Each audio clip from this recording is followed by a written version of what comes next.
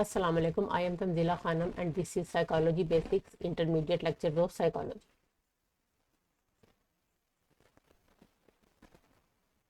अब जो हम आजकल जिस टॉपिक पे काम कर रहे हैं वो है हमारा प्रैक्टिकल और स्टैटिस्टिक्स। पिछली वीडियो में हमने स्टैटिस्टिक्स के बारे में बात की थी कि साइकोलॉजी में या सोशल साइंसेज में इसकी क्या अहमियत है, और इसके साथ साथ हम इस पे क्या काम करते हैं। हम डिफरेंट जो है अपने फैक्ट्स को न्यूमेरिकल फॉर्म्स में जो है वो पेश करते हैं, और इसकी रिसर्च वगैरह में इसकी बहुत ज़्यादा इम्पोर्टेंस है। इसके बगैर हम अपनी जो स्टडीज़ हैं उसके रिजल्ट्स को शो नहीं कर पाते। तो आज हम ये देखेंगे कि डिफरेंट किस्म के जो स्टैटिस्टिकल डाटा हैं या जो लफ्ज़ इस्तेमाल होता है डाटा, जो स्टैट्स में हम सारी चीज़ें, हम जो भी चीज़ यूज़ कर रहे हैं उसको हम डाटा कहते हैं। तो डाटा बेसिकली क्या है कि डाटा कोई भी किसी भी किस्म के न्यूमेरिकल फैक्ट्स जो हम स्टैट्स में यूज़ कर रहे हैं उनको हम डाटा कहते हैं, और ये वो फैक्ट्स हैं जो हम अपने सब्जेक्ट्स से जिनके ऊपर हम रिसर्च स्टडी कंडक्ट कर रहे हैं उनके ज़रिए हमें मिल रहा है। मिसाल के तौर पे हम कोई भी सवाल करते हैं उनसे, तो उनके जो आंसर्स हैं, हमने बात की थी क्वालिटेटिव डाटा और क्वांटिटेटिव डाटा की, कि क्वालिटेटिव सवाल जो उनके जवाब हैं वो होंगे येस नो में होंगे, या फिर डिफरेंट कैटेगरीज मैंने आपको बताई थी कि ट्रू फॉल्स में हो सकते हैं, या फिर इसके अलावा और हम उनको ऑप्शंस दे सकते हैं कि क्या वो एक चीज़ है उससे एग्री कर रहे हैं या डिसएग्री कर रहे हैं, या उसके दरमियान की ऑप्शन ऐसी है कि उनको उसके बारे में पता नहीं है, डोंट नो। तो इस तरह के जो ये वाला जो डाटा है ये न्यूमेरिकल डाटा नहीं है, ये क्वालिटेटिव डाटा है। तो जब हमने रिजल्ट निकालना होता है तो डिफरेंट स्टैटिस्टिकल प्रोसीजर यूज़ करने के लिए हमें डाटा को और फैक्ट्स को नंबर देने पड़ते हैं, तो उसको हम कहते हैं न्यूमेरिकल डाटा। ये हमने पिछली वीडियो में पढ़ा था। अब हम देखेंगे कि डिफरेंट टाइप्स ऑफ डाटा जो है वो क्या है। तो हम यहाँ देखते हैं कि there are two types of data. Number one है प्राइमरी डाटा और नंबर टू है सेकेंडरी डाटा। तो सबसे पहले हम ये देखते हैं कि प्राइमरी डाटा क्या है।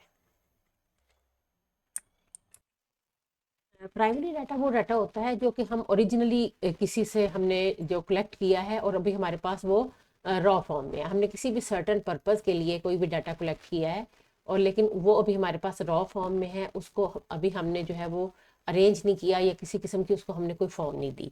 और मिसाल के तौर पे हम ये देखें कि आपकी क्लास में एक साइकोलॉजी का टेस्ट हुआ है, और उसमें किसी स्टूडेंट के मार्क्स हैं 57, किसी के हैं 42, 35, 55, 62, इस तरह डिफरेंट जो है आप बच्चों ने स्कोर किए हैं। इनको अभी हमने अरेंज नहीं किया, कोई नंबर छोटा है कोई नंबर बड़ा है।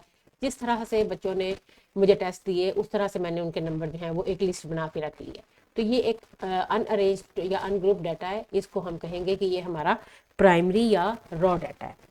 जो दूसरे नंबर पे हमारा डाटा आता है उसको हम कहते हैं सेकेंडरी डाटा। तो जैसे इसके नाम से ही पता चल रहा है, सेकेंडरी डाटा वो है जिसको हमने डिफरेंट तरीकों से अरेंज कर लिया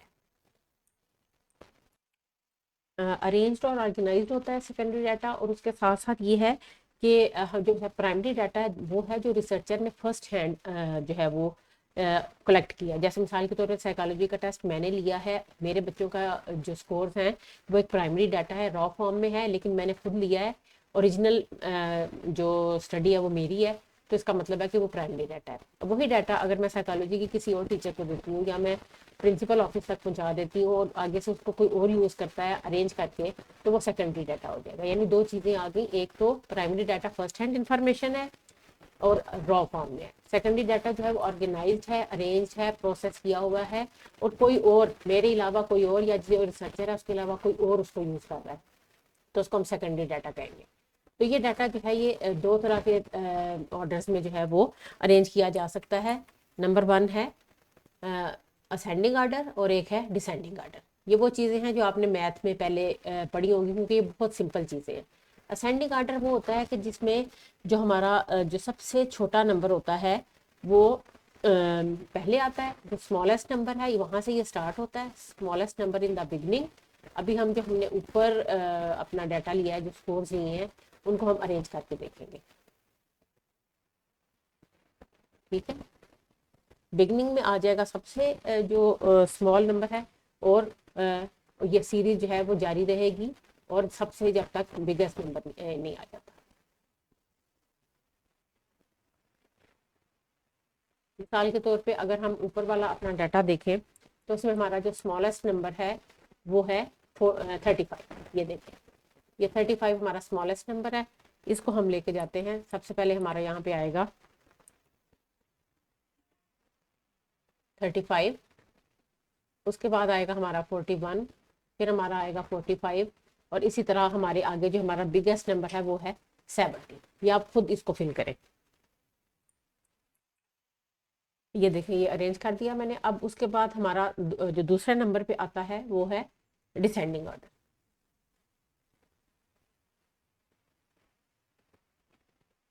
डिसेंड का मतलब होता है ना कम होना, नीचे उतरना। तो इसमें क्या होगा, ये डिसेंडिंग ऑर्डर के बिल्कुल ऑपोजिट हो जाएगा। इसमें जो बिगेस्ट नंबर है वो सबसे शुरू में आना है, और ये तब तक जारी रहेगा टिल स्मॉलेस्ट नंबर। अब हम इसी डाटा को जो है वो डिसेंडिंग ऑर्डर में जो है वो अरेंज करेंगे। आप वीडियो को पॉज करें और इसको अरेंज करें। तो हम देखेंगे कि सबसे पहले हमारे आएगा, उलट हो जाएगा, 70, 62, 57, 55, 42, 41 और 35। तो ये इस तरह हमारा, ये दो तरीके हैं सेकेंडरी डाटा को अरेंज करने के लिए, जिसमें हम असेंडिंग ऑर्डर यूज़ करते हैं और डिसेंडिंग ऑर्डर यूज़ करते हैं। उसके बाद इससे अगला स्टेप हमारा, जब हमारे पास डाटा आ गया, उसको हमने अरेंज कर लिया, तो अगला स्टेप है कि हमने डाटा को प्रेजेंट किस तरह से करना है। उसके लिए जो प्रेजेंटेशन ऑफ डाटा है, उसमें सबसे पहली चीज़ जो हमारे पास आती है वो है क्लासिफिकेशन या टेबुलेशन ऑफ डाटा, कि हमने डाटा को किस तरह से क्लासिफाई करना है, डिफरेंट क्लासेस में उसको डिवाइड करना है, और फिर उसके बाद उसको हमने टेबल्स की फॉर्म में प्रेजेंट करना है। तो अभी हमने डाटा कलेक्ट किया, उसको हमने अरेंज किया, और उसके बाद जो अगला स्टेप है, हमने उसको क्लासीफाई करना है, क्लासेस के अंदर अरेंज करना है, और साथ साथ उसको हमने टेबल की फॉर्म में शो कर देना है। तो यह आ जाएगा क्लासिफिकेशन और टेबुलेशन ऑफ डाटा।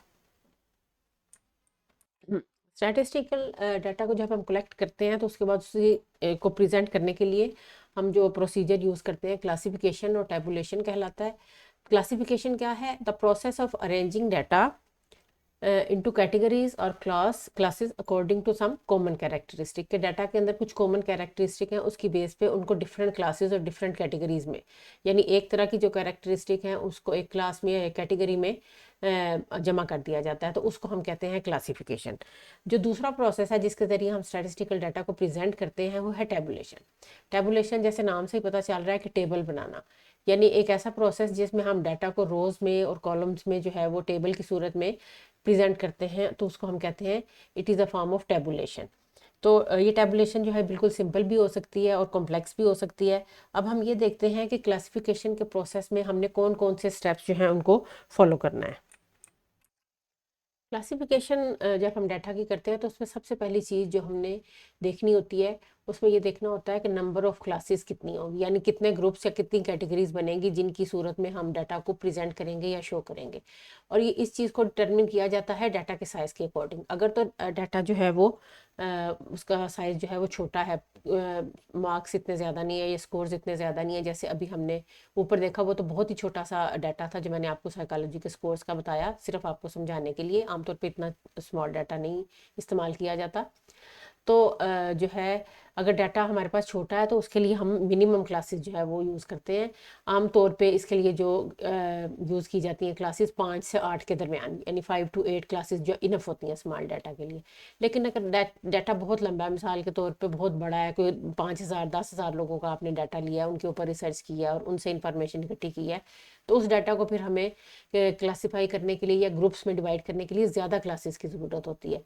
तो उसमें आमतौर पे जो रिकमेंड की जाती हैं वो क्लासेस के 10 से 15 तक आप मैक्सिमम क्लासेस जो हैं वो यूज़ कर सकते हैं। तो आपका जितना डाटा होगा उस आपकी रिसर्च के मुताबिक उसके हिसाब से नंबर ऑफ़ क्लासेस जो हैं वो डिटरमिन होती हैं।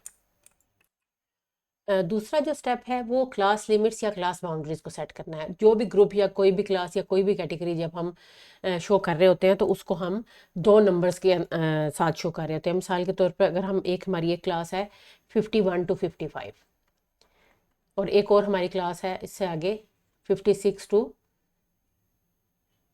61,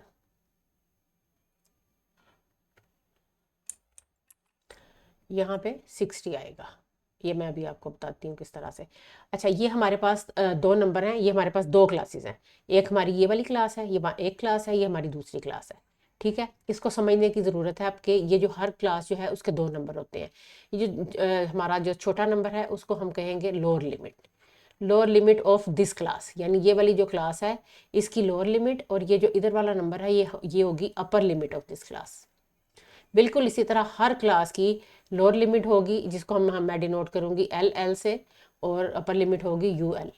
ठीक है, इस क्लास की लोअर लिमिट है 56 और अपर लिमिट है UL। अब हमने ये देखना है कि यहाँ पे देखें ये लोअर लिमिट जो है वो इसकी लोअर लिमिट डिफरेंट है, अपर लिमिट डिफरेंट है, अगली क्लास की भी लोअर लिमिट डिफरेंट है और अपर लिमिट डिफरेंट है। यहाँ पे मैंने 2 अल्फाज इस्तेमाल किए, क्लास लिमिट्स और क्लास बाउंड्रीज। क्लास लिमिट्स जो हैं ये इस तरह से डिटरमिन होती हैं कि हमारे पास 2 तरह का डाटा होता है, एक होता है कंटिन्यूस डाटा और एक होता है डिस्क्रीट डाटा। ये छोटा सा एक बारीक सा पॉइंट है जो समझने की ज़रूरत है। डिस्क्रीट का मतलब है वो डाटा जो अलग अलग है। ठीक है, जैसे मिसाल के तौर पे 52 की जो लिमिट है वो अपर लिमिट, और अगली क्लास की लोअर लिमिट जब डिफरेंट होगी एक दूसरे से, एक जैसी नहीं होगी, तो हम कहेंगे ये डिस्क्रीट डाटा है, यानी ये आपस में कंटिन्यू नहीं कर रहा, ये दोनों जो चीज़ें हैं, दोनों क्लासेस हैं, एक दूसरे से सेपरेट है। दूसरे नंबर पे आता है कंटिन्यूस डाटा। कंटिन्यूस डाटा वो होता है जिसमें आपकी जो एक क्लास की अपर लिमिट और दूसरी क्लास की, उससे अगली क्लास की लोअर लिमिट सेम होती है। मिसाल के तौर पे मैं इसी को आपको करके दिखाती हूँ। जैसे अगर हम इसको ऐसे शो करें 51 to 55 और 56 to, इसमें हम देखेंगे नहीं, यहाँ पे 56 नहीं आएगा, यहाँ पे 55 आएगा। यहाँ पे 55 और यहाँ पे फिर आएगा हमारा 59, और उसके बाद हमारा यहाँ पे 59 to 63। अब आप ये देखें कि इस क्लास की ये इसकी जो लोअर लिमिट है जो LL है, और ये इसकी अपर लिमिट है। अब ये वाली जो अपर लिमिट है ये अगली क्लास की लोअर लिमिट बन जाती है, यानी यहाँ पे पिछली क्लास की जो लोअर लिमिट थी वो अगली क्लास की लोअर लिमिट बन गई, इसकी अपर लिमिट जो है वो इससे अगली क्लास की लोअर लिमिट बन जाएगी। तो यहाँ पे ये जो चीज़ें हैं इनको हम कहते हैं, ये हमारी क्लास बाउंड्रीज हैं। ये डाटा कंटिन्यूअस है, ये कंटिन्यू हो रहा है एक क्लास से दूसरी क्लास में। ठीक है, ये डिस्क्रीट का मतलब है कि इसकी अपर लिमिट और इस अगले की लोअर लिमिट एक दूसरे से डिफरेंट है, यानी एक दूसरे से अलग अलग हैं, तो ये डाटा सेपरेट है, डिस्क्रीट है। कंटिन्यूस डाटा वो है कि जिसमें आपकी एक क्लास की अपर लिमिट अगली क्लास की लोअर लिमिट्स के साथ मिलती है, सेम है बिल्कुल इसी तरह। फिर इस क्लास की जो अपर लिमिट है वो अगली क्लास की लोअर लिमिट से मिलती है, तो यहाँ इसको हम कंटिन्यूस डाटा कहते हैं। और इसकी जो क्लासेस हैं उसको हम क्लास लिमिट की बजाय क्लास बाउंड्रीज के लफ्ज़ से डिनोट करते हैं। यहाँ पे मैं एक चीज़ आपको और बताऊं, क्योंकि समटाइम्स हमारी आगे कुछ स्टैटिस्टिकल प्रोसीजर्स हैं जिसमें हमें क्लास लिमिट्स चाहिए होती हैं, और कुछ प्रोसीजर ऐसे होते हैं जिसमें हमें क्लास बाउंड्रीज चाहिए होती हैं। अब अगर हम अपनी ऊपर वाली एग्जांपल लें, अगर हमें क्वेश्चन आ जाता है जो कि इस तरह का है जिसमें हमारे पास क्लास बाउंड्रीज नहीं है, क्लास लिमिट है, जैसे मिसाल के तौर पर हम यहाँ पे क्लास लिमिट्स लिखते हैं 51 to 55 और 56 to 61। ठीक है, अब यहाँ पे ये है कि अगर हमारे पास इस तरह का कोई डाटा आ जाए, लेकिन हमने जो काम करना है वो हमें कंटिन्यूस डाटा चाहिए और हमें क्लास बाउंड्रीज चाहिए, तो उसका एक फॉर्मूला है जो मैं आपको बताती हूँ। क्योंकि हम आगे हमारे कुछ ग्राफ्स हैं, जैसे हिस्टोग्राम है, उसमें हमें क्लास लिमिट्स नहीं चाहिए, क्लास बाउंड्रीज चाहिए। तो अगर हमारे पास जो क्वेश्चन में डाटा दिया हुआ है वो अगर हमारे पास क्लास लिमिट्स की फॉर्म में होगा, तो उसको फिर हमने क्लास लिमिट्स में जो है वो कन्वर्ट करना है। उसके लिए हम क्या करते हैं कि अपर लिमिट में हम +5 प्लस कर दे 0.5 प्लस कर देते हैं, जबकि लोअर लिमिट में से हम माइनस कर देते हैं 0.5। तो ये जब हम माइनस करेंगे तो हमारे पास आ जाएगा 50.5 इज इक्वल टू, और 50.5 से 55.5। बिल्कुल इसी तरह इसमें से हम माइनस करेंगे 0.5 और उसमें से माइनस करेंगे 0.5, तो हमारा डाटा कंटिन्यूस फॉर्म में आ जाएगा, हमारा ये आ जाएगा 55.5, क्योंकि इसमें से हमने 56 में से 0.5 माइनस किया तो आंसर आया 55.5।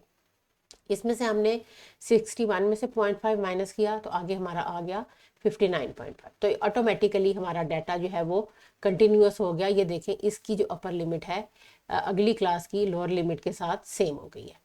तो समटाइम्स हमें क्लास लिमिट्स दी जाती हैं, लेकिन हमने जो स्टैटिस्टिकल प्रोसीजर करना है या क्वेश्चन करना है उसमें हमें क्लास बाउंड्रीज रिक्वायर्ड होती हैं।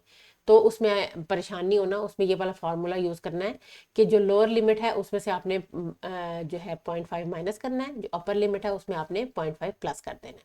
तो इस तरह से आपकी जो क्लास लिमिट्स हैं वो आपकी क्लास बाउंड्रीज में कन्वर्ट हो जाएंगी, और आगे फर्दर आपने ग्राफ बनाना है या कोई भी आपने अपना ऐसा स्टैटिस्टिकल प्रोसीजर यूज़ करना है जिसमें आपको लिमिट्स की बजाय बाउंड्रीज चाहिए, तो वहाँ पे आप ये काम जो है वो आसानी के साथ कर सकते हैं। अगर आपको समझ नहीं आई तो आप मेरी वीडियो को यहाँ पे पॉज करें और दोबारा पीछे जाएं और पीछे वाला पार्ट दोबारा देखें कि क्लास लिमिट और क्लास बाउंड्री में क्या फ़र्क है। ये जो है डिस्क्रीट सीरीज़ है डाटा की, जिसमें जो है वो क्लासेस सेपरेट हैं, और ये कंटिन्यूस है जिसमें डाटा जो है वो कंटिन्यू कर रहा है। तो ये फ़र्क है क्लास लिमिट और क्लास बाउंड्री में कि डिस्क्रीट और कंटिन्यूस डाटा का फ़र्क है। ये एक चीज़ मेरे से यहाँ थोड़ी सी मिस्टेक हो गई है, उसको मैं सही कर दूँ। यहाँ पे हमारा 60 आता है, तो 60 में से जब हम 0.5 माइनस करेंगे तो 59.5 आएगा। ये मैं आपको अगले स्टेप में बताती हूँ जहाँ पे हमने क्लास इंटरवल जो है ये, और मेरी इस मिस्टेक से आपको ये पता चल जाएगा कि क्लास इंटरवल लेते हुए जो मिस्टेक है वो कैसे होती है और उसको हमने कैसे जो है वो केटर करना है, और किस तरह से ये ख्याल रखना है कि क्लास इंटरवल लेते हुए हमें मिस्टेक ना हो। तो जो हमारा जो तीसरा स्टेप है क्लासिफिकेशन ऑफ डाटा में, वो है क्लास इंटरवल। अब क्लास इंटरवल का साइज हमने कैसे डिटरमिन करना है, ये देखें। हम अपनी ऊपर से दो क्लासेस उठाते हैं, 51 टू 55, 56 टू 60। अब हम ये देखेंगे कि हमारा जो क्लास इंटरवल है वो हमारी क्लास की जो लोअर लिमिट है और अपर लिमिट है, ठीक है, और फिर लोअर लिमिट है और फिर अपर लिमिट है। अब हमने इसको क्लास इंटरवल का तरीका क्या है कि हमारी जो अपर लिमिट है उसमें से हम माइनस करेंगे अपर लिमिट को, और हमारी जो लोअर लिमिट है उसमें से हम माइनस करेंगे लोअर लिमिट को। मैं आपको करके दिखाती हूँ, ये देखिए। अपर लिमिट क्या है हमारी 55, बल्कि 60 करेंगे ना हम, क्योंकि हमने माइनस करना है। 60 माइनस 55, तो हमारा क्या इंटरवल आ गया 5। इसी तरह अगर हम लोअर लिमिट में से 56 माइनस 51 करेंगे तो हमारा क्या आएगा 5। अच्छा, इसका जो गलत तरीका, जो भी पीछे गलती हुई वो क्या था कि अगर हम लोअर लिमिट में से अगली लोअर लिमिट को माइनस करेंगे या अपर लिमिट में से दूसरी अपर लिमिट को माइनस करेंगे, नहीं, गलत हो गया, एक मिनट। लोअर लिमिट में से हम अपर लिमिट में से लोअर लिमिट माइनस करेंगे। ये अपर लिमिट में से हम अगर लोअर लिमिट माइनस करेंगे तो हमारा इंटरवल गलत आएगा। जैसे ये देखें, हम अपर लिमिट है हमारी 55 और लोअर लिमिट है हमारी 51, इसको हमने माइनस किया तो आ गया 4, जबकि हमारा जो क्लास इंटरवल है वो 5 है। बिल्कुल इसी तरह अगर हम 60 में से 56 को माइनस करेंगे तो ये देता है 4, जबकि हमारा जो क्लास इंटरवल है वो हमारा 5 का इंटरवल है। इसलिए हमने हमेशा जब भी करेक्ट क्लास इंटरवल जब हमने डिटरमिन करना होता है तो हमने हमेशा एक तरफ की अपर लिमिट्स में से दूसरी अपर लिमिट को माइनस करना है, या लोअर लिमिट में से लोअर को माइनस करना है। अपर लिमिट में से लोअर लिमिट को माइनस करके हमारा सवाल हमेशा गलत होगा, जैसे कि पिछली हमारी एग्जाम्पल में हुआ है। तो इसलिए ये एक करेक्ट तरीका है कि आपने किस तरीके से जो है वो अपना क्लास इंटरवल जो है फाइंड आउट करना है जब आपने डाटा की क्लासिफिकेशन करनी है और उसको अपने क्लासेस या ग्रुप्स में प्रेजेंट करना है। तो क्लास इंटरवल की डेफिनेशन हम इस तरह से लिख सकते हैं, द डिफरेंस बिटवीन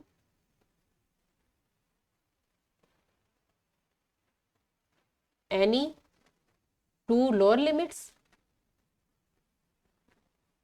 और टू अपर लिमिट्स, यानी दो लोअर लिमिट्स के दरमियान का डिफरेंस या टू अपर लिमिट्स के दरमियान का जो डिफरेंस है उसको हम क्लास इंटरवल कहते हैं। तो ये है हमारी डेफिनेशन।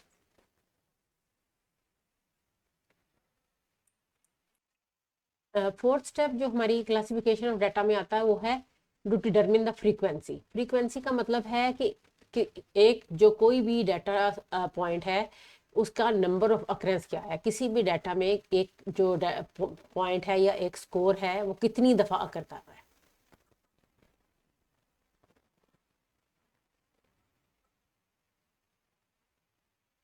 कि एक किसी भी डाटा सेट में एक नंबर, मिसाल के तौर पे अगर एक नंबर जो है वो 9 टाइम्स आ रहा है या एक नंबर जो है वो 2 दफ़ा आ रहा है, तो हमने उसको ओमिट नहीं करना कि जी जैसे मिसाल के तौर पे हम ये देखें 50 है, 50 हमारा किसी भी डाटा में अगर हमने एक क्लास के स्कोर लिए हैं और उसमें 9 बच्चों ने जो है वो 50 दफ़ा स्कोर किया है, तो हम ये नहीं करेंगे कि हमारे पास 50 जो है हम एक दफ़ा लिखेंगे और बाकी की दफ़ा हम उसको डिस्कार्ड कर देंगे। ये देखें 1 2 3 4 5 6 7 8 9, अगर किसी भी डाटा पॉइंट में 59 टाइम्स अगर कर रहा है तो इसका मतलब है कि 50 की फ्रीक्वेंसी जो है वो 9 है, वो डाटा में 9 दफ़ा आ रहा है। बिल्कुल इसी तरह अगर कोई पॉइंट जो है किसी डाटा में मिसाल के तौर पे 45 है और वो 2 बार आ रहा है, तो हम इसको ओमिट नहीं करके एक दफ़ा नहीं लिखेंगे, बल्कि हम इसको दोनों बार लिखेंगे और हम कहेंगे चूंकि ये एक डाटा स्कोर में, एक डाटा सेट में या किसी भी स्कोर्स में या किसी भी ग्रुप में 2 दफ़ा आ रहा है तो इसकी फ्रीक्वेंसी 2 है। यानी जितनी दफ़ा एक नंबर किसी भी डाटा सेट में अकर कर रहा है, जितनी दफ़ा बार बार आ रहा है, तो उसको हम कहेंगे कि उसकी फ्रीक्वेंसी इतनी है। मिसाल के तौर पे इसकी हम एक जो है वो एग्जाम्पल करते हैं, उससे आपको इसको बेहतर समझने में मदद मिलेगी। ये एग्जांपल में मैंने जो आपके सामने इस वक्त ये एक डाटा आपको मैंने एक डाटा सेट है ये हमारे पास, समझ लें कि ये साइकोलॉजी के टेस्ट के स्कोर हैं या कोई भी हमने किसी भी प्रोडक्ट के बारे में सर्वे किया और हमने किसी भी इंडिविजुअल से उसके बारे में राय ली, तो हमारे पास इस तरह का मुख्तलिफ लोगों से हमने ये हमारे पास ये 20 हैं टोटल। ये देखें 1 2 3 4 5 6 7 8 9 10 11 12 13 14 15 16 17 18 19 20, हमारे पास ये 20 डाटा पॉइंट्स हैं और ये प्राइमरी डाटा है। मैंने ये एक मिसाल के तौर पे स्कोर हासिल किए हैं, लेकिन अभी ये अरेंज नहीं है, इसलिए इसको हम रॉ डाटा कहेंगे। और इसके अलावा इसके लिए जो दूसरा लफ्ज़ इस्तेमाल किया जाता है अनग्रुप डाटा, यानी अभी हमने उसको क्लासीफाई नहीं किया, क्लासेस में या ग्रुप्स में या कैटेगरीज में डिवाइड नहीं किया, तो इसलिए यह अभी हमारा अनग्रुप डाटा है। अब आपका ये काम है कि यहाँ पे आपने इस वीडियो को पॉज करना है और इसको आपने असेंडिंग आर्डर में भी जो है वो ऑर्गेनाइज करना है और डिसेंडिंग आर्डर में भी ऑर्गेनाइज करना है। उसके बाद आपने मेरी आगे से बाकी की वीडियो देखनी है। होपफुली आपने वीडियो पॉज करके तो इसको असेंडिंग आर्डर में अरेंज किया होगा। असेंडिंग आर्डर जैसे मैंने बताया था, स्मॉलेस्ट नंबर सबसे पहले आएगा और जो बिगेस्ट नंबर है वो सबसे लास्ट में आएगा। हमने जितनी दफ़ा जैसे देखें 22 3 दफ़ा था, तो हमने कोई भी नंबर छोड़ा नहीं है। 34 3 दफ़ा था, जो भी जितनी बार एक नंबर अकर हुआ है वो सारा हमने इसके अंदर ऐड करना है। और अब हमने इसको रिकाउंट करना है। वो हमारे जो डाटा पॉइंट थे वो हमारे 20 थे, हमने काउंट करना है कि क्या हमारे यहाँ 20 पूरे हैं। 1 2 3 4 5 6 7 8 9 10 11 12 13 14 15 16 17 18 19 20, तो ये हमारे 20 पूरे हैं। इस तरह हमने डिसेंडिंग ऑर्डर में इनको अरेंज किया, तो ये हमने सबसे जो बिगेस्ट नंबर था वो हमारा 53 था, उसको हमने शुरू में रखा। उसके बाद हम जैसे हम उल्टी गिनती गिनते हैं और हमने जो सबसे छोटा हमारा 20 था वो यहाँ तक आया। और अब आप इसको दोबारा काउंट करें तो ये भी आपके 20 पूरे होने चाहिए। जब आपके नंबर पूरे हैं तो इसका मतलब है कि आपने कोई नंबर ओमिट नहीं किया, आपके डाटा पॉइंट्स पूरे के पूरे 20 आपने अरेंज कर लिए।